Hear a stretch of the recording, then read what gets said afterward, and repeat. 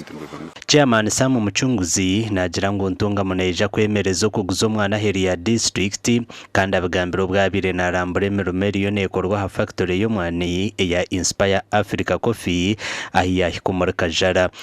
omwana gwa Uganda yona nuguza gumana gwija omwana kanchi garike omwana gwa Uganda yona nuguza gumana gwija ahabwo kuba ece cyoma cyaheza kwa twahereze gamba na his excellence kugira ngo buri muntu wenda taro kutwara omwani gutari value added gataro value added taro kutwara omwani gwa Uganda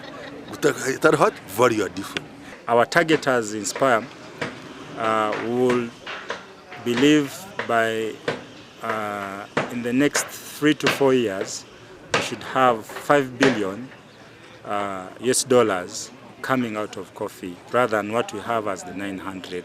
Factory G President Museveni akagitongozaho mu kwezi kwa gatanu mwaka ugu kandi hona yajonjera mu billion 5 kujumaririza turiyo tugezaho gukora namani kuranga factory G mwarebe riyoneho umbwire bwo misho tutekate kumwezi ningo mwaka kutaka huire cheme kuba turiyo producing ninga products mwari baha sheme kuba ziyo nizo market ba farmers tiyo ntubije aho bwire bwona kuranga twatandika kuba mobilizinga no kutwara omwana gwaje kandi nyoka umujonka bagambira nyoka janti omwana bunaza ntungamo ogwanje tugurenga nyihanga nyoni nyenda nguburutumwa debe byomana mubireba ninyenda nubija gumana guzaha turerane ijaha ne pakira erukutwara achai. Nelson Tugume mukuru wa Factory G nagira ngo mwako gugwaza kwa Factory G neja kuba yatandikire kushohoza ibintu byone birukurugo omwani tutero muranga gw'amani kugira ngo ba farmers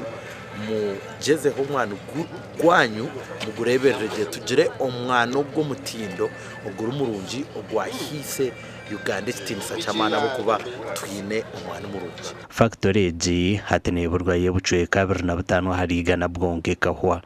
ahabwa TV West and area Sertugusa.